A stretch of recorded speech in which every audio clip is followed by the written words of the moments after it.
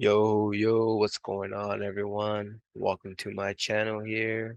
My name's Eric, and in today's video, we're going to be learning the basics of color grading in Premiere Pro 2022.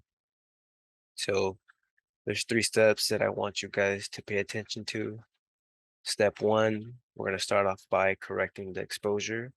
In step two, we're going to correct the white balance. And in step three, we're going to adjust the saturation of the image. So I don't want to make this video too long and too complicated, so I'm gonna try to keep it quick and simple. So just try to pay attention. So we're gonna start off by clicking this top right icon called Workspace. We're gonna click on Color.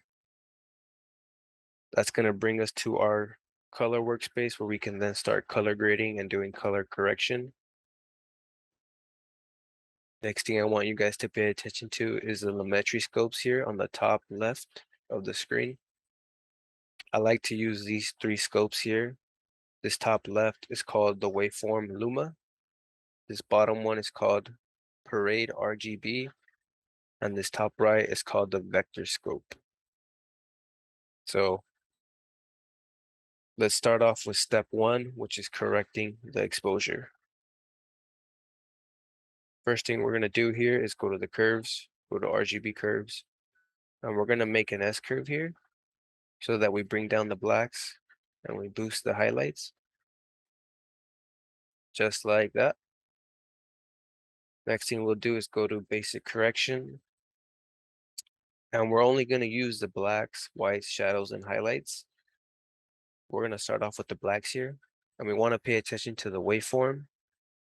So if I bring the blacks down, I want something on the waveform to hit the 0 mark, just like that. Now we'll move on to the whites. I want the whites to sit between 80 and 100. For the most part, it's already there. So I'm just going to move it down a little bit so that it sits right below 100. Now we'll move on to the shadows. I like to bring the shadows to about 30, maybe 20. I think for this clip, I'm going to bring it around 20. I think that should be pretty good there. And finally, we'll move on to the highlights. I like to bring those up just a little bit to about 70, right below 80. That looks pretty good there. Now that we corrected the exposure, now we can move on to step two, which is correcting the white balance.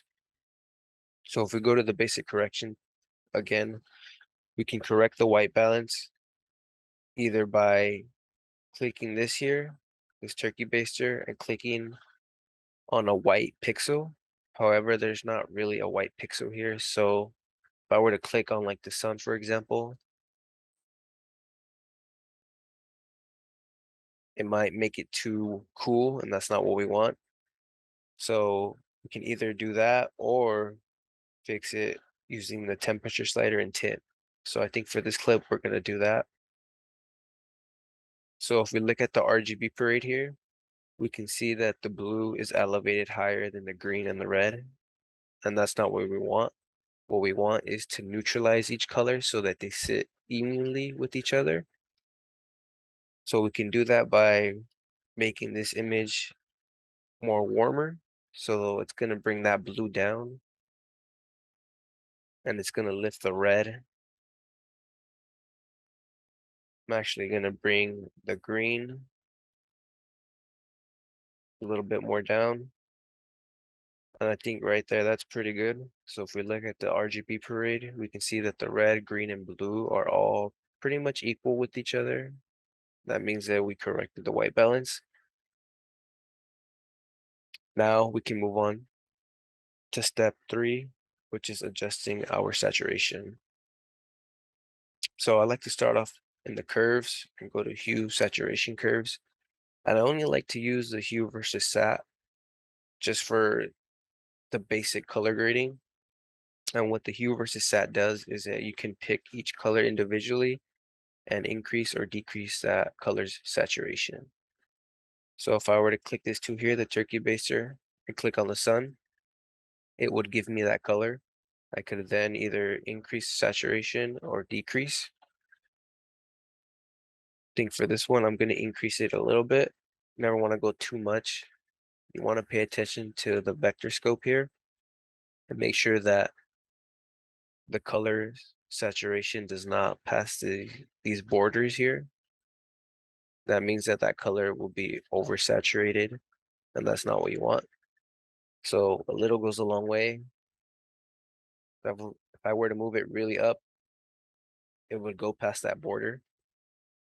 So I'm just gonna move it up a little bit, just like that.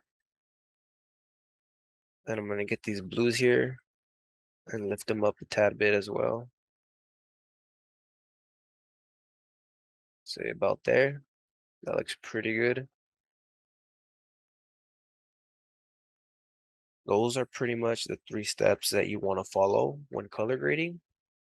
This is just basic correction. This is not anything too complex. There's obviously more complexities to this, but for the most part, following these steps, you'll go from this washed out image here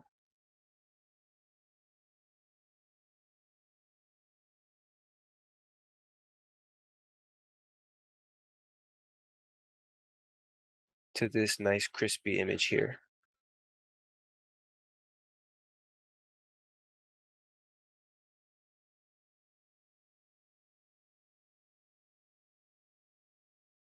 But that is pretty much it for this video here. Hopefully you guys learned how to color grade, and make sure you obviously want to pay attention to what you're doing as well. You never want to make the image too dark or too bright. So, just eye it out and see what looks good to you. But for the most part, if you follow these steps, I promise you'll learn how to color grade and get really, really, really better at it. So yeah, if you guys like this video, please, give it a thumbs up, leave a comment, let me know what you guys think. Don't forget to subscribe. That's it for this video, and I'll see you guys on the next. Peace out.